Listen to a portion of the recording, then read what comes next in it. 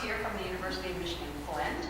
She's a faculty member in the education department, and she's talking about African, I don't say Afrocentric, but That's good.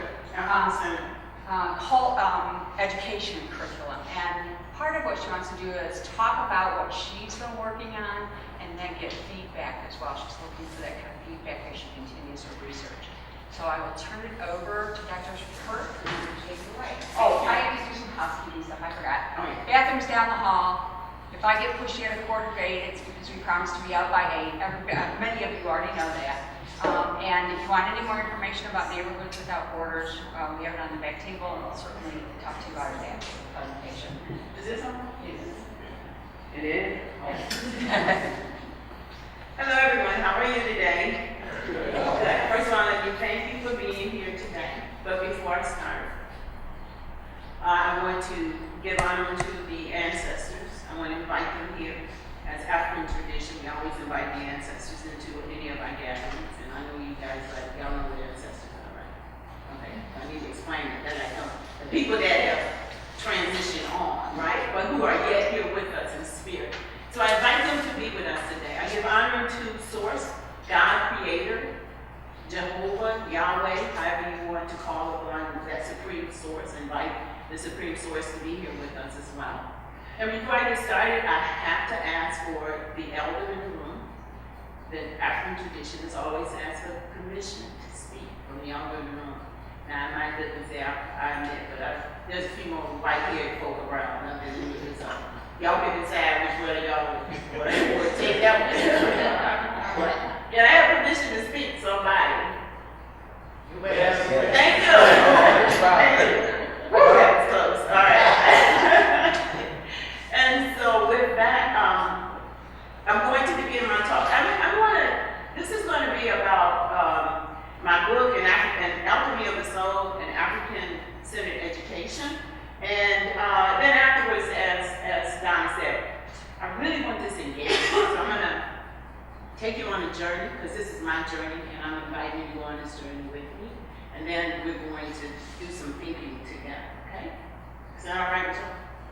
Yes. All right. All right, so Alchemy of the Soul, this is my book, which I'm trying to get from the speaker with. Let me tell you a little bit about me. This is a quick introduction. These are labels, and I kind of don't like sitting in labels, tend to stick me in spots that I don't want to be in. But I'm a lifelong resident of Flint, graduate of U of M, Louisiana State, Michigan State, educator, and that. Teacher, principal, evaluator. I do this when I go to high schools because, you always got to prove to the teachers and you kind of know a little bit about what they're doing. Train and supervise pre-service teachers, founder of a couple of businesses, in fact, a nonprofit now that I'm working on is New Evolution Educational Center.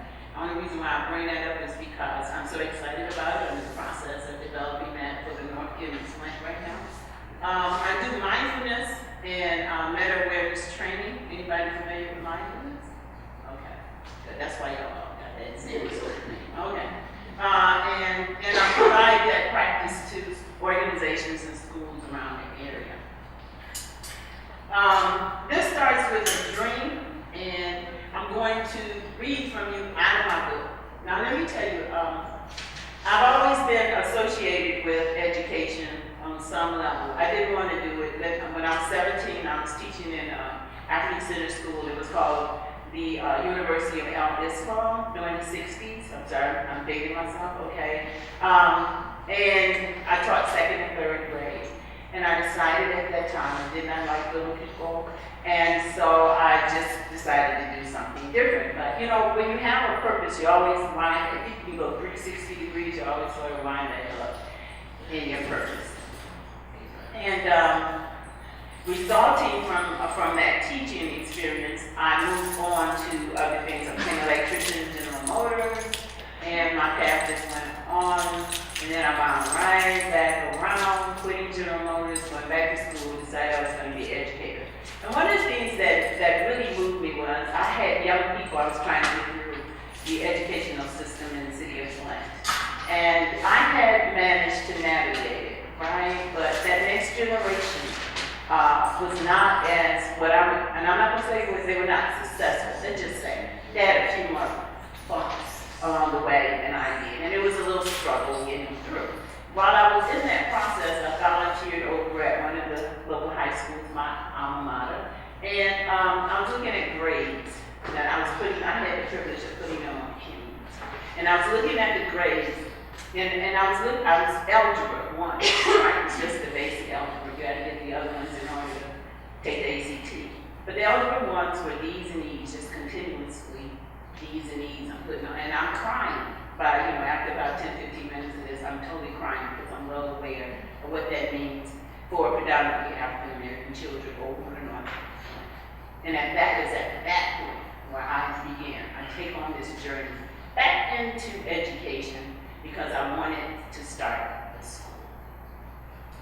So, one night, while I was asleep, because I had quit General Motors and went back and was working on my bachelor's, and I didn't think I needed a bachelor's to start school. You know how young folk can be, right? I had a dream, and I want to share with you this dream because this dream, and I really need my glasses. Okay, I'm trying to convince myself I don't. Okay, but I'm a humble. I need these glasses for this. And I'm going to read this for you because this sort of sets the stage for what I'm going to present to you today. It started with a dream. And here's the dream. The children were lined up in a long row, and they ranged in age from 3 to 5. They were young and diverse in race, but the file of children was mostly composed of children of color. They looked ahead almost like robots, not given to distractions as most young people their age, but intensely focused on keeping in step with the child in front. I was leading the group like a Pied Piper of sorts, being careful not to walk too swiftly, ever conscious of the young stride that followed me in lockstep. We were walking down the street. It was the business section of a town, and it appeared to be one of the busiest streets that could exist in any town. In fact, cars were careening past us on the right, while lines of buildings were stretching to the sky on the left. We were sandwiched between these two impenetrable forces. As I looked ahead, I could see that we were approaching a clearing. The long fortress of buildings was ending as if cut off like an unexpected cliff, and an intersection of streets emerged. I could now see cars sitting patiently waiting for the light at the intersection to change to green, giving them permission to leave the gate like horses at a race, waiting for the sound of gunfire to signal the beginning of the race. But they stopped at the light, eager to move forward, but constrained. So as I walked to the intersection, I quickly scanned the long line of children behind me. They reminded me of a long-tailed dragon behind me, like Puff the Magic Dragon. I smiled to myself as I thought of their innocence and my heart warmed. I thought about how much these young beings trusted me to guide them down the long, dangerous street, and I felt so blessed. I was their teacher, and their parents confidently shared their most precious gifts, their children, with me. Wow, I thought to myself, what an awesome task to undertake, to lead the children. As I relished these thoughts in my mind, I realized that I was now well into the intersection and the children were keeping with my step, moving swiftly and with great fluidity. But the intersection was wide, and we were only a fourth of the way across when the lights suddenly changed. Oh my God, I thought as I frantically considered how to get the children out of the streets and onto the sidewalk on the other side. The cars were now moving across the intersection in front of me. Although the cars behind me were sitting, waiting patiently as my children were passing through. But as we had a long way to go and more children were entering into the roadway as we walked. The line was so long. How am I going to do this and keep my children safe, I thought. Now the children in the front with me could feel my concern and they began to become distracted. They started looking at the cars around them rather than at me. I could feel the dis-ease begin to move through my line of children like a virus, and like a domino effect manifesting before my eyes, disruption ignited and the unthinkable happened. One child, who must have been the most attuned to my concern, broke from the lockstep of the cadence in the line. The beautiful being, who a second ago had been diligently moving forward, became a traitor to the group. And in his own attempt to find a solution to the growing dissonance of the group, he shifted the movement of the group very smoothly, but within a second,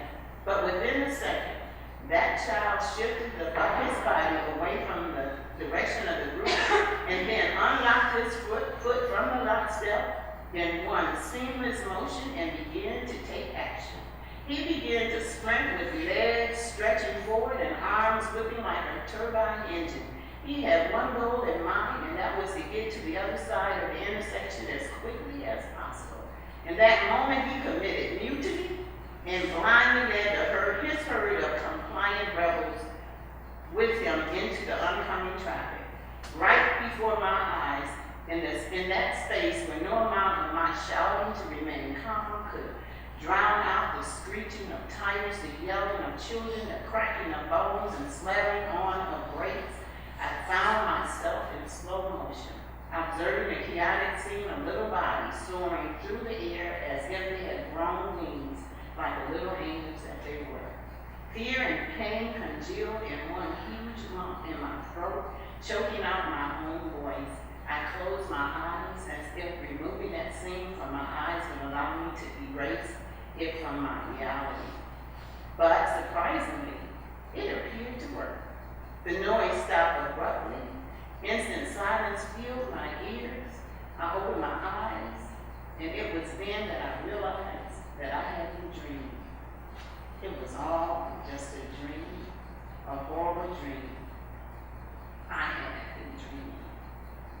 As I lay in my bed pondering the significance of this dream, I realized that the universe was telling me something significant. It was a clear message, challenging for me to receive at first, but necessary for me to hear. I heard a voice in my head say, "You're not really yet." Now I looked around in the darkness of the room and felt for a presence. I became focused and tuned my ears to hear the slightest motion. Nothing moved, and I could only hear the pounding of my own heart. I thought, I must be hearing things. Almost immediately, as if to dispel any comfort and rationalizations, the voice spoke again. "You're not really yet. You will hurt the children." As a captive listener, now how do I run from that? How do I offer any defense to that? What does this mean that I will hurt the children? I love the children. I only want to assist the children in reaching their unlimited potential as human beings, or so I thought. I am a mature African-American woman considered by the younger ones to be an elder in the educational community. I have instructed a myriad of students in urban and suburban educational institutions in both secondary and post-secondary environments. The identity of a teacher is a welcome one to me. I wear it like a bonnet on Easter Sunday in any Baptist church in my community. Head held high and straight my stuff, so to speak. I felt the joy to be able to impact other beings. So I knew that this message did not address my heart's love for them, but rather I believe that it addressed my discernment of this nation's educational system's complexities and the consequences resulting from them. However, I was reluctant to admit that the source of this communication knew more about me than I did. This uncertainty about my knowledge of self ignited a desire to know more, at least to know what the voice seemed certain to know, and this fueled a passion to deconstruct this dream and find the answers to questions brewing in my mind.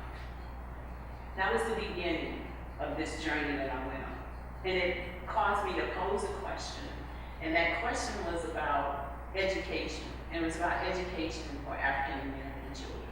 And I was looking for the optimum education for African American children. So I posed the question, and I ran into or found African-centered education. So I thought, wow, this sounds good, this is great. Let me do some research on that. So now that's what I'm sharing with you, and that's what's in this book, and I'm gonna share that with you today, okay? All right, so that's my story, my dream. And so we begin this presentation. African-centered education, or what is it?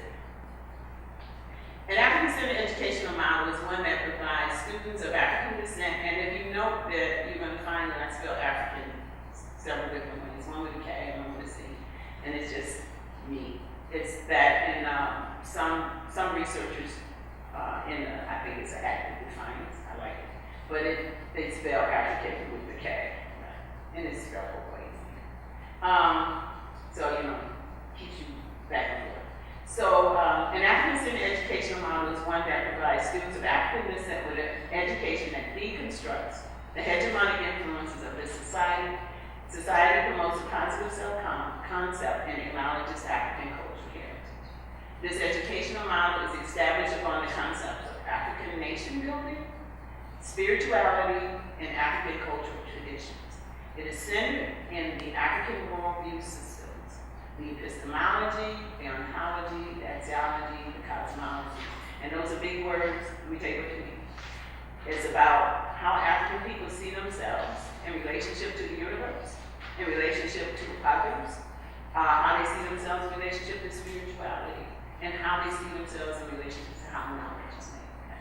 It's just big words to impress you. Not really.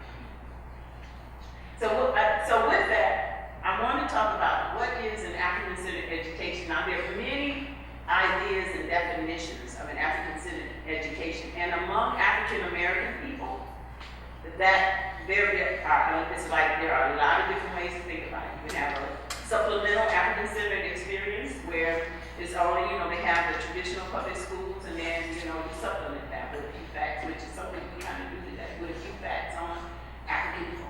That's supplement. You can have Saturday schools, you can have after-school programs, and you can put African-centered education into traditional public schools, with what's called emerging schools. But for the African-centered, we call them Afrocentric scholars, and African-centered education looks a specific way. And that's what I'm going to show you today. It has an African-centered curriculum. Y'all know what curriculum is, right? Okay, and I'm going to say this. When I say African-centered curriculum, recognize that we have a white nationalist curriculum that we all operate from. And that curriculum put white people at the center of their experience, right? And so when you talk about others, they're others. When you talk about the world as the manifest destiny, well, that's good for white people, but if you talk to Native Americans, then there's a problem with it.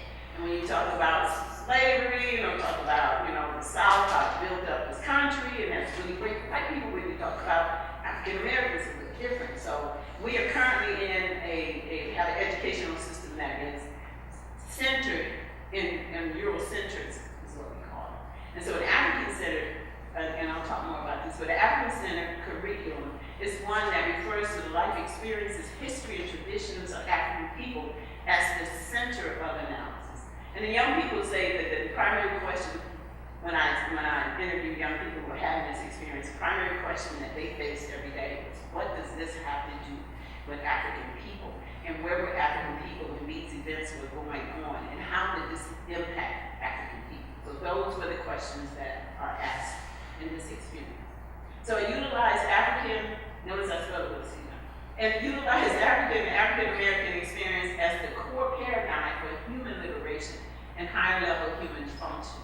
And this is not about teaching African Americans that they're supreme, they're more supreme than white people or any other people in the world. It's just about talking more about the human experiences rather than just looking at it from one communities or cultures experience in the other. It assists African American students in the self-conscious act of creating history. When you talk to African American students, they often don't know what part African people play in creating a history. And so it's bringing that to them. Now, so we think, well, once we get this curriculum, that's all we need, right? Got it in school, so all we got to do is teach. Well, there's something called pedagogy, right? Because it's not just that we can teach the curriculum, but now we have to know how to teach, because tell you, African American children are not chocolate-covered white kids. And I have to tell the students that, look, and then, and I didn't create that statement. That was actually created by Gloria Ladson-Billings. She was the one that said, look, black children are not chocolate-covered white children. There are some distinct cultural differences in African American children, and we don't acknowledge that. African American people are social people.